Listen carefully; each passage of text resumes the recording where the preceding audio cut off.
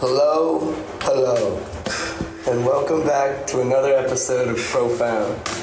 Today, we are going to be part of the Sauna series. So if the audio is a little fucked up, I'm sorry. I'm in a sauna right now with Roomate, and we're going to discuss something that's been on our minds lately, which is hate. Yep. What is hate? Why do people hate? And why is it so addicting? And why does our society seem to flourish off of hate? So, I guess we should first start with defining hate. So, hate, I guess you would define it by intense ill will or opposition to an idea, a person, or a thought, you know. And that being like Merriam-Webster's definition of hate, but hate can go a larger mile than that. Yeah. And I think that everyone in their day-to-day life knows someone or is that person that is a hater or hates on... I think everyone's been a hater before. Yeah, everyone has been a hater. I've been a hater at a point in my life for sure. And maybe I still continue to be a hater, but I try to put mindfulness on when that happens. Exactly. So, stopping something like hate is a deeper rooted issue. But at least being mindful and aware of when you are in these moments, being hateful and kind of curbing your outlook or like your attitude during that moment is a huge step into solving that problem if you are one with internal hatred. I think 80% of it, a weird number, but 80% of the solution is even the self-reflection to realize that you've done something like that, you've been a hater, and I think from there you're starting off well. You're able to recognize it. And maybe we can go into like why people hate. And I remember I was talking about this with you earlier, and you said people hate because it's easy. And that stuck with me because people tend to do the easier thing every time. And guess what the hardest thing to do in life is? Love. It's love. So the easiest thing by operations, you just figure it's hate. It's so easy to hate people. It's so easy to hate life. It's so easy to... It's easy to hate the immigrants for taking your jobs, even though there's like 5 trillion years controlling all the wealth. It's easy to hate on a chick because she didn't like you, or she didn't want to get with you. And it's also easy to... Oh my god. We're taking a little water break. It's pretty hot in here, you can't really tell. Yeah, we're burning up, but this conversation is just starting. I think that hate comes from something deeper. It comes from a reflection of the self, which in turn is just explaining how insecurity is the root of hatred. So, if you're hating externally to someone that's not you, that's a reflection of your internal state and your hatred to yourself. And if you are constantly talking about how much you don't like someone, maybe you should think about who this person really is and why you don't really like them. And if it has to do something with them or it has to do something with yourself and the way you react to situations and the way that you treat other people. It's the energy, like you always gotta look at it like that. It's everything someone says always has a piece of themselves in it. Like someone like, I don't know, like what's a good example? Maybe you're hating on like someone you think like he's annoying or something. Maybe like you're just kind of you don't like that part of yourself, and in a way trying to become more secure by calling out somebody else as opposed to addressing yourself. And you're also hijacking your like ego or like the way to present yourself with this internal hatred, because it's like a contagion. It manifests, and then if you're around that energy, it starts to manifest everywhere. And all of a sudden, one hateful person can make the whole group just talking about how much everything sucks for a whole night. And getting rid of that person or just calling them out for what they're doing. And if they get offended, then maybe you just woke up a little demon of theirs that they have to deal with. Yeah. You know? Okay, let's move down a level. So that phone doesn't... And you can stay here over here. Yeah, and also...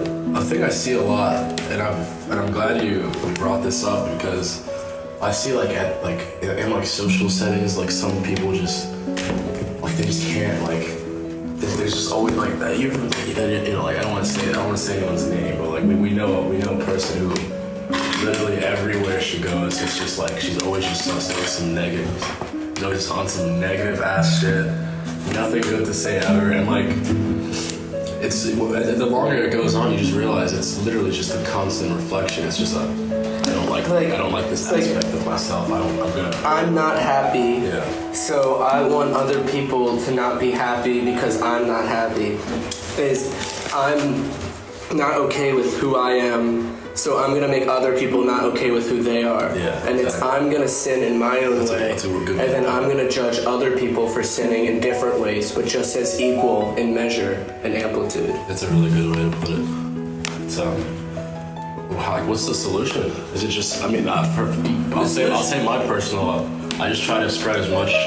Like I look at every interaction like what am I offering this person as opposed to. So I'm always just trying to spread love. Like if I have extra money in my pocket, I'm gonna buy someone a drink because why not? Yeah. Or if I see someone with like a new shirt, I'm like damn, like that's a fire, and I mean it too. But it's like I try to make an effort to be nice because it's the trick is hard to be nice. It's hard to be nice, but the trick is it's really easy to be nice. And it really is. It really is easy, but it's hard. It's hard to get to that point, and every day. I mean, everyone has to work on it. No one's perfect. Everyone has their bad days too. It's crazy because like one bad day could throw you off throw you off balance for like a while if you let it. And also, people can dig themselves in tunnels where they're stuck in a cycle of hatred, and they kind of are like addicted to that emotion, and they're addicted. They cling on to the material, and they cling on to hold on to being comfortable and being okay. And what this does is it creates a residual hatred inside the body, and it creates a residual hatred that spreads. Evil aura, and people can sense this. The second someone with hater energy walks in the room, you instantly feel it in your body. You don't feel it in your mind, you feel it in your body. It's this intuitive something sense. You can't explain. It's like it's a feeling. I know exactly what you mean. You just know. Yeah, so you just know. I mean, you can always sense because you know that the second that person, stops. The second that person stops, talking whatever shit about whatever person or whatever nonsense. The second you leave, they're probably going to be saying the same thing to somebody else about you. And I think that's like one of the ways that made me at least try to be more mindful of things like that. Like say it to someone's face. Yeah. Don't just fucking talk behind your back. Like that's. But I kind of want to give some of my ways that I think hatred can be just stopped and eliminated a little bit. I already talked about mindfulness earlier. It's staying aware of your actions and what you're doing in the moment, and then like altering the course of your behavior based on your awareness of what you're doing. So it's basically just being aware of what you're doing, just staying self-aware. Another way, being honest with yourself too. And also being honest with yourself. Yeah, that's a good point. And then I think another way to stop hatred is reading the gospel, and this is the main message being love your enemy, love everyone, love your neighbor, and even love the people that want you dead, because they're made in the image of God just like you. And that's the ultimate way to end hatred is to love everyone no matter what. Love maxing. Literally. And it sounds like it's crazy in a society that sounds like a cringy message. Yeah. Like loving others is cringy. Hating others is like, oh, you're sick, bro. Like, yes. I was just talking about on the internet. I don't even think I don't even know if none of this shit is real anymore. It's just a bunch of hate bots to create a fear-based society that runs through hatred. Yep. And no one can love each other and come together to fight what's really evil in this world. It's the devil. Man. The devil's in the details. So, like, we had to come back in the sauna because my phone overheated. So this is you'll probably be able to find the part where it cut off, but I was just letting you guys know. But this has been a great first sauna episode, and I'm glad to get profound back and moving. Oh yeah. Are there any final thoughts that you want to put out there? I would say if you're reading this, if you're listening to this, go be nice to somebody. Compliment somebody. You like their clothes? Say it. Tell them have a good day. Say thank you. Say please. Like it really costs nothing to start love maxing. We need a lot more of that in the world. I love that message. I put the same thing out there. And love and respect to all my viewers. Have a great day. Much love.